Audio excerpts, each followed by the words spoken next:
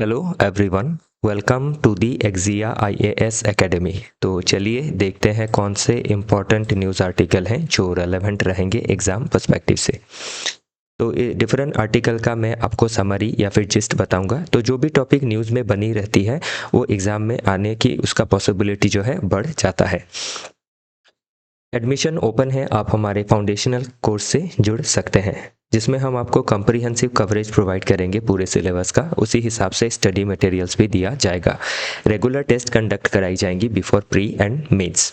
Weekly test रहेगा और quick assessment आपको प्राप्त हो जाएगा। मेंस के लिए आंसर राइटिंग प्लस ऐसे राइटिंग भी करवा दी जाएंगी। जो भी गाइडेंस रहेगा एक्सपर्ट एंड एक्सपीरियंस्ड फैकल्टी के द्वारा ही दिया जाएगा जिनको फर्स्ट हैंड एक्सपीरियंस है of pre mains and interview event selection का। इन हाउस लाइब्रेरी फैसिलिटी भी अवेलेबल है जिससे जुड़ के आप अपने प्रिपरेशन को और बेटर बना सकते हैं।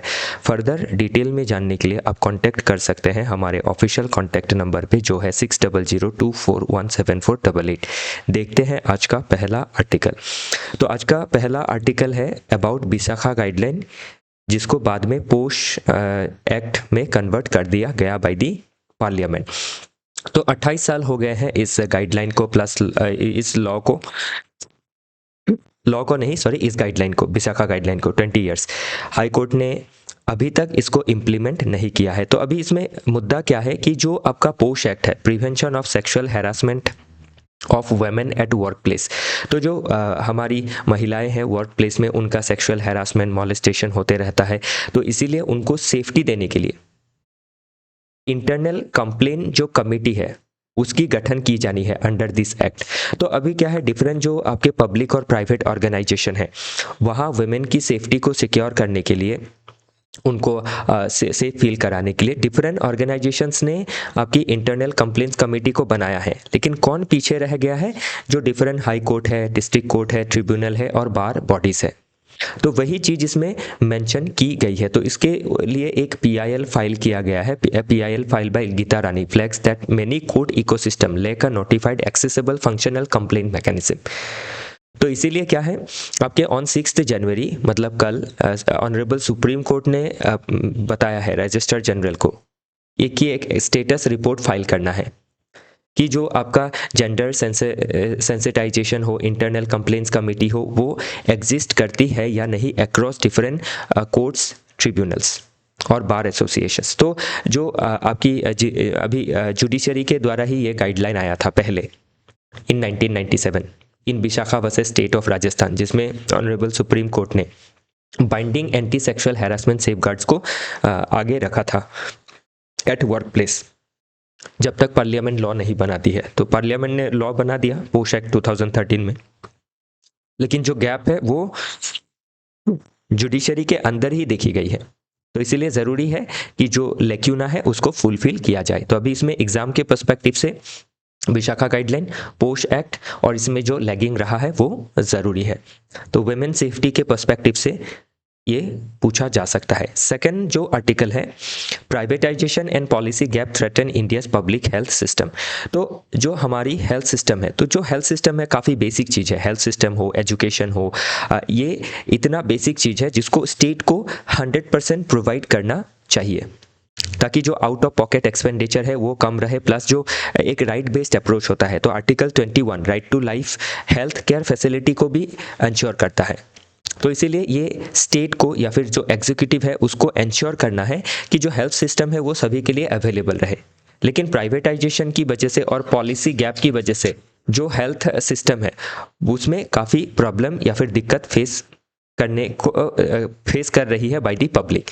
तो जो हमारा AAA का प्रॉब्लम होता है, अवेलेबिलिटी, एक्सेसिबिलिटी और अफोर्डेबिलिटी का, वो चैलेंज हम देख सकते हैं।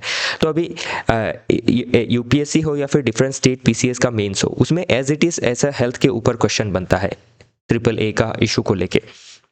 तो अगर करंट हेल्थ क्राइसिस देखें तो ये मल्टी डायमेंशनल है। तो कोई भी पॉइंट हम जब देखेंगे उसमें मल्टी डायमेंशनल कॉज होगा और उसका सोल्यूशन भी मल्टी डायमेंशनल होगा। तो इसमें स्ट्रक्चरल एंड पॉलिसी फेलियर में देखें तो एक तो क्वालिटी कंट्रोल काफ़ी ख़राब है मेडिसिन का, तो फेक मेडिसिन जो है वो बनती है, स्पेशली कफ सिरप को लेके जो प्रॉब्लम हमने देखा था। अननेसेसरी सर्जरीज किया जाता है specially in private sector just to get money, तो पीपल के ऊपर प्रॉफिट चला जाता है। और अनएथिकल जो क्लिनिकल ट्रायल्स देखी जाती है फॉर न्यू मेडिसिन। फिर राइजिंग डिजीज बर्डन है, तो जो एपिडेमिक डिजीजेस है या फिर आपकी जो अदर नॉन कम्युनिकेबल डिजीजेस है लाइक हार्ट का इशू हो या फिर आपकी डायबिटीज़ हो वगैरह वगैरह, जिसका कारण है ultra processed food, uncheck environment pollution like air, water and soil. Climate change का इम्पैक्ट भी हम देख सकते हैं। और ये जो भी प्रॉब्लम है इसमें काफ़ी इनइक्वालिटी आप देख सकते हैं कि अभी ये जब प्रॉब्लम होंगी तो इसमें क्या है, कास्ट वाइज अभी आपका जो हायर कास्ट है उसको बेटर हेल्थ फैसिलिटी मिलता है बिकॉज इकोनॉमिकली वेल ऑफ होते हैं, क्लास में भी रिच को फैसिलिटीज़ मिलता है, पोर को नहीं मिलता है, तो वो चीज़ हम देख सकते हैं। जेंडर में भी आपका जो आपकी मेल है उनको फैसिलिटी मिलता है, फीमेल को नहीं मिलता है। और इम्पैक्ट ऑफ प्राइवेटाइजेशन क्या है कि प्रॉफिट ओवर पीपल देखा जाता है। जो डॉक्टर होते हैं वो आपकी उनका भी टारगेट रहता है प्राइवेट हॉस्पिटल्स में या फिर फार्मास्यूटिकल कंपनी के साथ अरेंजमेंट रहती है। फिर पब्लिक फंडिंग का भी ड्रेन हो रहा है, तो जो आयुष्मान भारत है जिसमें 5 लाख का इंश्योरेंस दिया जाता है पर फैमिली पर ईयर, तो वो भी अभी आयुष्मान भारत से पब्लिक प्राइवेट पार्टनरशिप के तहत पब्लिक हॉस्पिटल में भी ट्रीटमेंट करा सकते हैं, प्राइवेट में भी करा सकते हैं। तो प्राइवेट में जाते हैं तो वहाँ अननेसेसरी सर्जरी होना, इट मीन्स क्या, पब्लिक जो फंड है वो वेस्ट हो रहा है। और इसी से क्या है, एक इरोजन ऑफ ट्रस्ट देखा जाता है in our health care system. तो हम काफ़ी कम ट्रस्ट कर सकते हैं हमारे हेल्थ केयर सिस्टम पे, एजुकेशन सिस्टम पे। तो ये काफ़ी एक विडंबना है बिकॉज ऑफ अनएथिकल प्रैक्टिसेस। तो lack of ethical practices, lack of moral values जो है वो ये क्राइसिस को और ज़्यादा बढ़ावा दे रही है। तो ये एथिक्स के पर्सपेक्टिव से भी, GS paper 4 ethics, integrity and aptitude के पर्सपेक्टिव से भी इम्पॉर्टेंट रहेगा। फिर क्राइसिस इन ह्यूमन रिसोर्स भी हम देख सकते हैं, जैसे वर्क फोर्स का नेगलेक्ट है कि आशा वर्कर जो है फाइट कर रही है फॉर बेसिक राइट्स।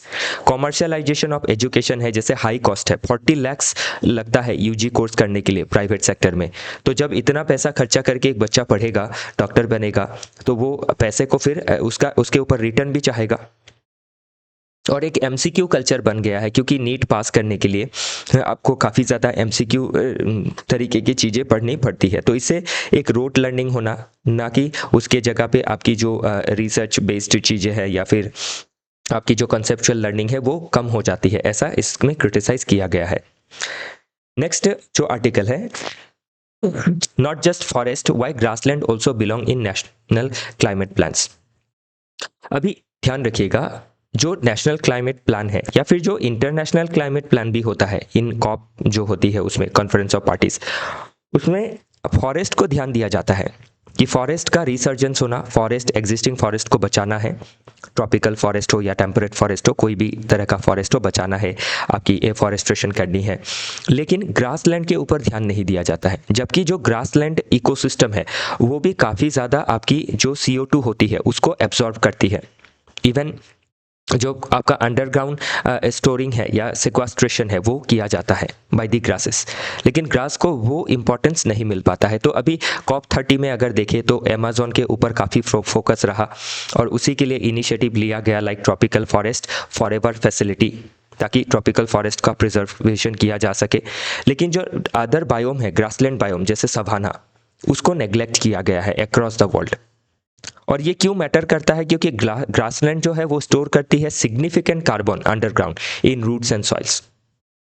तो इसीलिए ये आपकी रेजिलियंट कार्बन सिंक्स है जो काफ़ी ज़रूरी है। देन ग्लोबल केस स्टडी अगर देखें तो ब्राज़ील में भी हम क्या देखते हैं, जो उनका सवाना है उसको ज़्यादा ध्यान नहीं दिया जाता है जितना अमेज़न को दिया जाता है। और जो ग्रासलैंड सिस्टम है ये देखा गया है कि आपका जो कंट्री है वो उसको वेस्टलैंड की तरह ट्रीट करता है और उसको इंडस्ट्रियलाइजेशन के लिए, अर्बनाइजेशन के लिए या फिर एग्रीकल्चर के लिए इस्तेमाल करता है, जिससे क्या है जो हमारी ग्लोबल वार्मिंग या जो आपकी CO2 सिंकिंग का, ग्लोबल वार्मिंग या फिर क्लाइमेट चेंज का जो प्रॉब्लम है वो और एग्रावेट होता है क्योंकि कार्बन सिंक नहीं हो पाता है और जो सिंकिंग है वो ख़त्म हो जाती है बिकॉज ऑफ डिस्ट्रॉइंग ग्रासलैंड्स। तो इसीलिए पॉलिसी गैप देखी जाती है। तो अभी ऑस्ट्रेलिया में देखें तो जो डेजर्ट ग्रासलैंड है उनका इंडोजेनियस मैनेजमेंट किया जा रहा है, तो ये ऑस्ट्रेलिया से हम एक अच्छा केस स्टडी ले सकते हैं। देन थ्रेट में, अदर थ्रेट अगर देखें तो इन्वेजिव स्पीशीज जो है वो नेटिव ग्रास को ख़त्म कर सकती है। और क्लाइमेट चेंज क्या कर सकता है, जो फ्लड है उसको और बढ़ा सकता है। क्यों बढ़ा सकता है, क्योंकि ग्रासलैंड होने से क्या होती है, जो आपकी रेन होती है उसका रन ऑफ स्लो हो जाता है और अंडरग्राउंड जो वाटर रिचार्ज होता है वो बढ़ जाता है। तो इसीलिए क्या करना है, ध्यान देना है। तो इंडिया में जो 16 फॉरेस्ट है इन नीलगिरीज वेस्टर्न घाट्स, तो उनको भी हमें प्रोटेक्ट करना है, 16 ग्रासलैंड इकोसिस्टम को। तो ये भी एक यूनिक बायोम है। फिर जो जो ब्यूरोक्रेटिक फ्रेगमेंटेशन देखी जाती है, तो ब्यूरोक्रेटिक फ्रेगमेंटेशन में क्या होता है, 18 डिफरेंट मिनिस्ट्रीज है जो इन सभी चीज़ों से डील करती है, जैसे मिनिस्ट्री ऑफ एनवायरनमेंट है या फिर मिनिस्ट्री ऑफ रूरल डेवलपमेंट है। तो ग्रासलैंड को वेस्टलैंड की एटलास में रखती है कि इसको कन्वर्जन करना है फॉर इंडस्ट्रियल और एग्रीकल्चरल यूज़। और इवन मिनिस्ट्री ऑफ एनवायरनमेंट भी क्या सोचती है, planting trees on grassland destroying the grassland ecosystem. तो हम जब एफॉरेस्टेशन करते हैं कृषि ग्रासलैंड एरिया में, तो ग्रासलैंड क्या होता है, खत्म हो जाता है। और जो हमारा एनडीसी का अपॉर्चुनिटी है कि हमारा नेशनली डिटरमाइंड जो कंट्रीब्यूशन है अंडर पेरिस क्लाइमेट एग्रीमेंट, तो उसमें हमने ये गोल रखा है और इसको फर्दर हमने अपग्रेड किया इन पंचामृत। तो अगर पंचामृत का गोल देखें तो उसमें 2.5 to 3 billion tones of CO2 को हमें क्या करना है, आपका सिंकिंग करवाना है, ख़त्म करना है। तो उसके लिए ग्रासलैंड जो है उनको प्रोटेक्ट करना ज़रूरी है। तो इसीलिए हमें क्या करना है, आपकी एक सिनर्जी रखनी है और आपकी जो ग्रासलैंड है उनको भी ध्यान देना है और इकोसिस्टम बेस्ड अप्रोच लेनी है कि जिस इकोसिस्टम में जो फिट बैठता है। ग्रासलैंड में ग्रासलैंड ही ठीक है, सवाना में सवाना ठीक है, उसमें हमें पेड़ पौधे लगा के उस बायोम को, इकोसिस्टम को ख़राब नहीं करना है। और जो लैंड राइट्स है तो उसको भी सिक्योर करना है। जो डिफरेंट कम्युनिटी होती है, पेस्टोरलिस्ट कम्युनिटीज़, वो क्या करती है, उससे उनको लाइवलीहुड भी मिलता है क्योंकि उनकी जो भी भेड़ बकरी होती है वो उसमें चरती है और घास खाती है, लेकिन घास का जो आपका रूट होता है वो तो रह ही जाता है, वो ख़राब नहीं होता है और उससे क्या है, फिर से घास उगती है और उस रूट में जो कार्बन सिंकिंग है वो बरकरार रहता है। नेक्स्ट, अभी जो आपका ये SIR है, स्पेशल इंटेंसिव रिवीजन, तो हमने इसमें एक छोटा सा रील भी दिया था हमारे चैनल में कि जो आपकी स्पेशल इंटेंसिव रिवीजन है वो 12 स्टेट में होने वाली है। तो अभी 12 स्टेट में स्पेशल इंटेंसिव रिवीजन होने वाली है और उसमें बहुत लोगों का जो वोटिंग राइट्स है वो जाने वाला है। जैसे 2.89 crore voters deleted in UP. तो इसमें जो नॉन जेन्युइन वोटर है, मतलब जेन्युइन जो वोटर है उनका नाम रहेगा, जो नॉन जेन्युइन वोटर है या फिर आपके फेक वोटर्स है या फिर आपके समझ लीजिए कि कोई बांग्लादेश से आया है, डुप्लीकेट डॉक्यूमेंट से वोटर लिस्ट में नाम उनका ऐड हुआ है। तो अभी जैसे Bangladeshi problem north east state like Assam, Tripura, Meghalaya में ज़्यादा है, अरुणाचल में भी अभी बढ़ रहा है। तो इसका मतलब ये नहीं है कि वो सिर्फ नॉर्थ ईस्ट में रहेंगे, वो देश के डिफरेंट कोने में जा सकते हैं। तो जब स्पेशल इंटेंसिव रिवीजन होगा तो उससे क्या होगा, जो उनका सिटीजनशिप है वो डिटरमाइन हो जाएगा।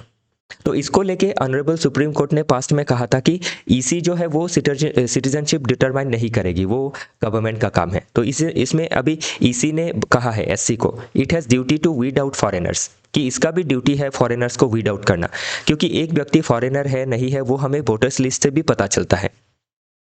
तो इसीलिए क्या है, जो पोल बॉडी है इलेक्शन कमीशन, उसने डिफेंड किया है SIR को इन सुप्रीम कोर्ट और कहा है, इंसिस्ट किया है कि it has power to verify citizenship status, ये सिटीजनशिप स्टेटस को वेरीफाई कर सकती है। और ये भी कहा है कि जब ऑनरेबल सुप्रीम कोर्ट ने कहा कि आपकी जो SIR है, स्पेशल इंटेंसिव रिवीजन, वो नेशनल रजिस्टर ऑफ सिटीजन की तरह नहीं होना चाहिए।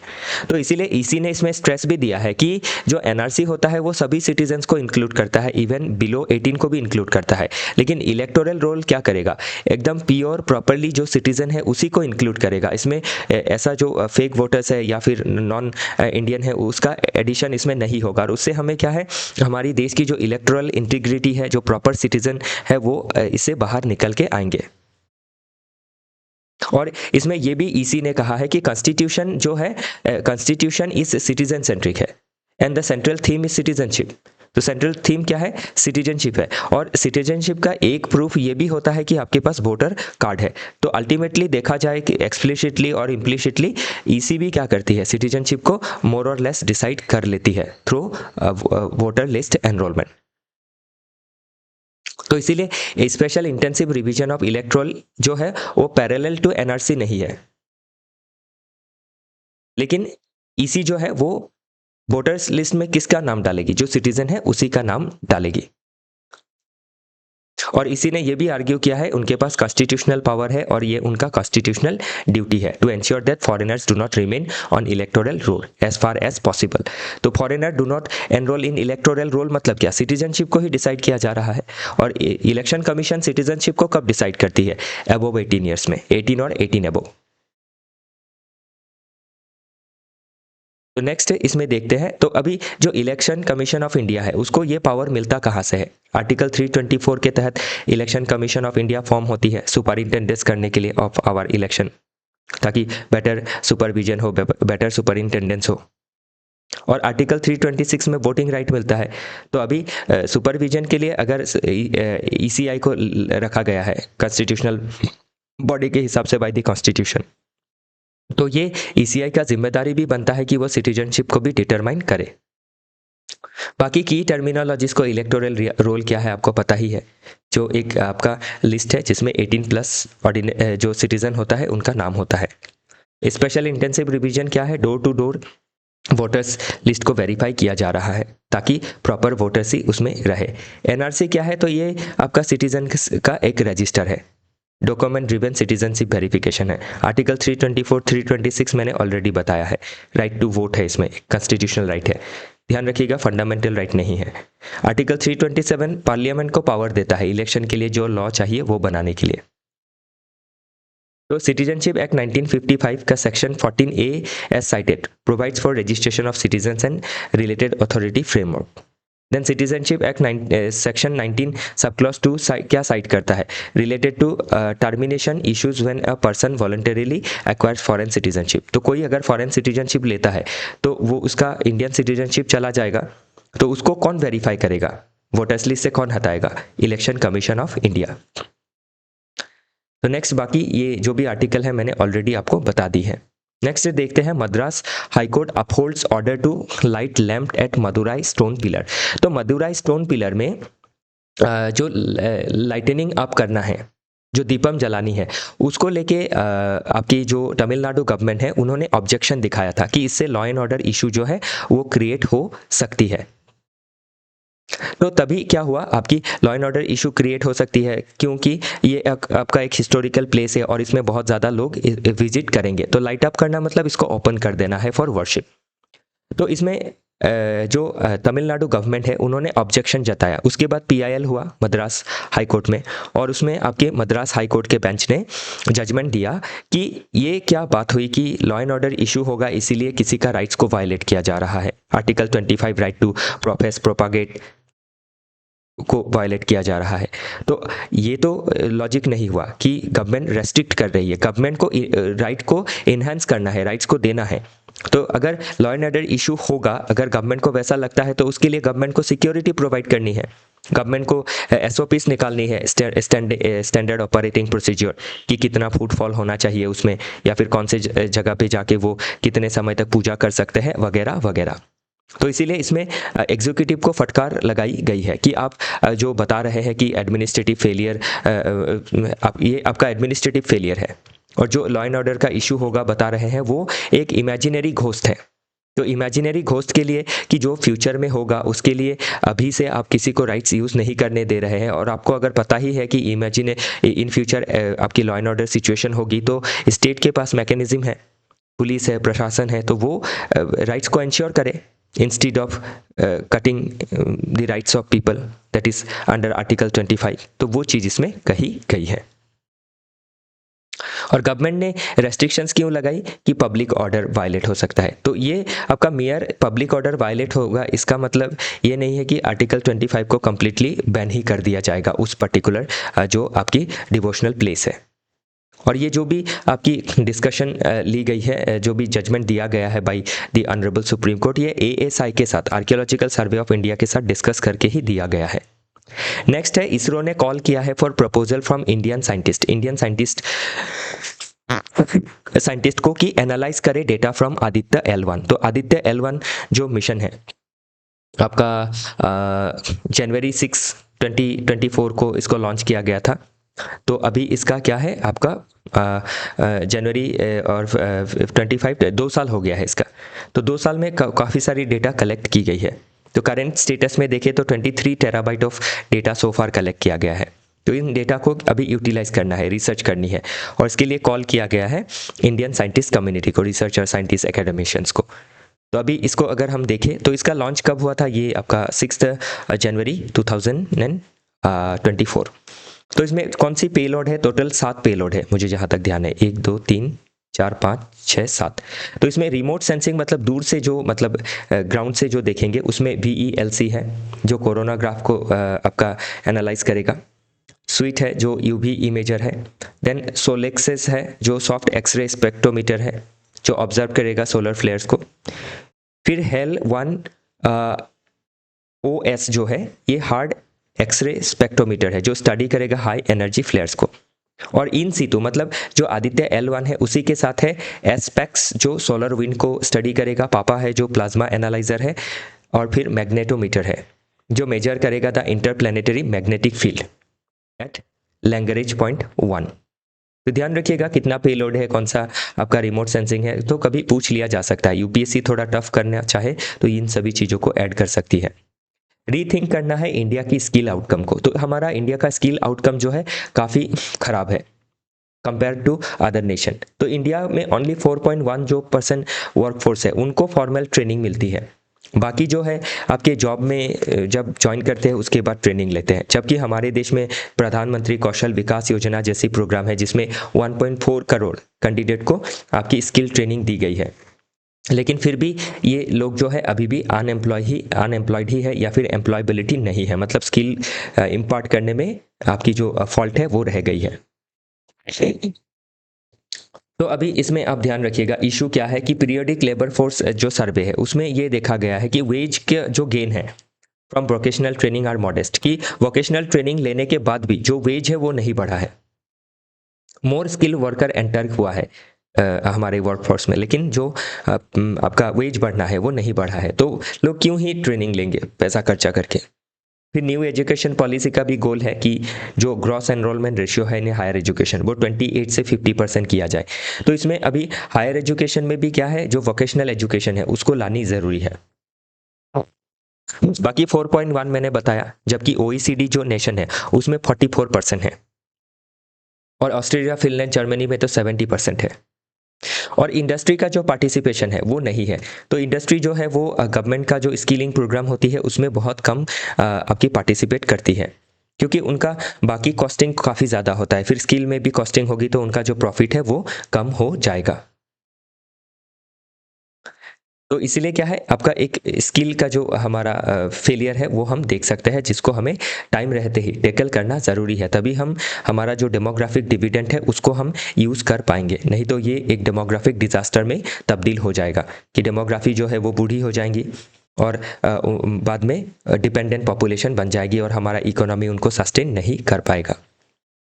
What are biomaterials and how do they work. तो बायो मटेरियल्स क्या है, तो जो भी हम बायोलॉजिकली प्राप्त करते हैं वही है बायो मटेरियल्स, और उनको हम कैसे काम में लगा सकते हैं, एनर्जी जनरेशन में काम में लगा सकते हैं या फिर डिफरेंट अदर एक्टिविटीज़ में, जिससे इकोनॉमी, एनवायरनमेंट को और इकोनॉमी को सहूलियत मिलेगी, एम्प्लॉयबिलिटी भी बढ़ेगी। तो जैसे जो स्टबल बर्निंग का प्रॉब्लम है, तो स्टबल को हम क्या कर सकते हैं, उसको इस्तेमाल करके उससे एनर्जी जनरेट कर सकते हैं instead of burning them on field, जिसके वजह से आपकी क्या होती है, दिल्ली में बहुत ज़्यादा एयर पोल्यूशन होता है, दिल्ली का इमेज भी ख़राब होता है क्योंकि दिल्ली इंडिया को रिप्रेजेंट करता है एज कैपिटल। या फिर आप और डिफरेंट जैसे आप जो काउडंग है उसको भी एनर्जी में कन्वर्ट किया जा सकता है। तो जो भी बायो मटेरियल्स है या फिर जो सॉलिड लिक्विड वेस्ट होता है आपकी इंडस्ट्री का हो या फिर म्युनिसिपैलिटी का हो, तो उन वेस्ट को अभी यूएसए में काफ़ी बेटर सिस्टम है। तो जो भी बायो मटेरियल्स होती है, वेस्ट होती है, उनको इस्तेमाल करके इकोनॉमी में फिर से रिसाइकल किया जाता है, एम्प्लॉयमेंट जनरेट किया जाता है। तो वही चीज़ इसमें मेंशन की गई है। और इससे क्या है, जो आपकी कार्बन साइकिल है, जो लो कार्बन रहेगा, जो क्लाइमेट चेंज है वैसे प्रॉब्लम भी हम दूर कर सकेंगे। सिंगल यूज़ प्लास्टिक की जगह हम क्या कर सकते हैं, जो आपकी बायो रिसोर्सेस है उनको यूज़ करके हम बायोडिग्रेडेबल चीज़ें बना सकते हैं और नेट ज़ीरो का टारगेट बाय 2070 को फील कर सकते हैं। तो हर किसी चीज़ को हमें जोड़ के देखना है, economy, environment, employment etcetera. Next है, लास्ट आर्टिकल है ये। तो India wants focus on tech transfer from for trade at WTO meet in Cameroon. तो हाल ही में कैमरून में WTO का मीट हुआ, वर्ल्ड ट्रेड ऑर्गेनाइजेशन का। तो अभी वर्ल्ड ट्रेड ऑर्गेनाइजेशन में क्या होता है, जो भी ट्रेड रिलेटेड चीज़ें हैं वो डिस्कस होती है और उसमें इंटेलेक्चुअल प्रॉपर्टी राइट्स का भी डिस्कशन होता है।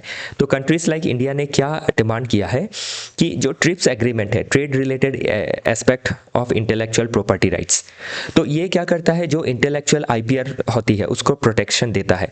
तो अभी डेवलपिंग कंट्री में क्या होता है, बहुत ज़्यादा IPR का वायलेशन होता है। तो अभी डेवलपिंग कंट्री क्या कर रही है, IPR वायलेशन को रोकने की कोशिश कर रही है, लेकिन डेवलप कंट्री के ऊपर भी एक ऑब्लिगेशंस है और ये डिमांड भी कर रही है कि जो डेवलप कंट्री है वो एटलीस्ट टेक्नोलॉजी को खुद से ट्रांसफ़र करे, ताकि जो डेवलपिंग नेशंस है वो आपकी बेटर टेक्नोलॉजी, जैसे ग्रीन टेक्नोलॉजी है। अभी ग्रीन टेक्नोलॉजी के लिए क्या है, आपकी एक देश को जैसे हमारे जैसे देश जो है वो ग्रीन टेक्नोलॉजी में अभी भी पीछे हैं। तो जो डेवलप नेशंस है उनको ग्रीन टेक्नोलॉजी हमारे साथ शेयर करना चाहिए, तभी हम क्या कर सकते हैं, बेटर प्रोडक्ट बना सकते हैं। और जो कार्बन बॉर्डर एडजस्टमेंट मैकेनिज्म जैसी जो चीज़ें हैं यूरोपियन यूनियन की, कि हम आपके फॉसिल फ्यूल को जला के डिफरेंट प्रोडक्ट बनाते हैं तो उसके ऊपर वो टैक्स लगाते हैं। तो हम फॉसिल फ्यूल नहीं जलाए तो करें क्या, तो उसके लिए हमें ज़रूरी है कि जो ग्रीन टेक्नोलॉजी है वो ट्रांसफ़र करें। और जब ट्रांसफ़र नहीं करते हैं तो डिफरेंट कंपनीज क्या करती है, उसको बाय हुक और क्रूक उसको कॉपी करने की कोशिश करती है। तो इसीलिए क्या है, जो एफर्ट है बोथ साइड से लगना काफ़ी ज़रूरी है, वही चीज़ इसमें मेंशन की गई है। तो डेवलप नेशन ने आपकी 200 सालों में जितना एनवायरनमेंट को बर्बाद किया, उससे पैसे कमाए, टेक्नोलॉजी बनाई, तो अभी उसको ट्रांसफ़र करना है डेवलपिंग नेशंस के पास अफोर्डेबल प्राइस में, या फिर फ्री ऑफ कॉस्ट, या फिर लोन के साथ, कंसेशनल लोन के साथ। तो वो चीज़ इसमें ज़रूरी है। तो इसी के साथ आज का जो डिस्कशन है वो समाप्त होता है। फिर मिलेंगे डिफरेंट आर्टिकल के साथ। हमारे साथ जुड़े रहने के लिए आप सभी का बहुत बहुत धन्यवाद।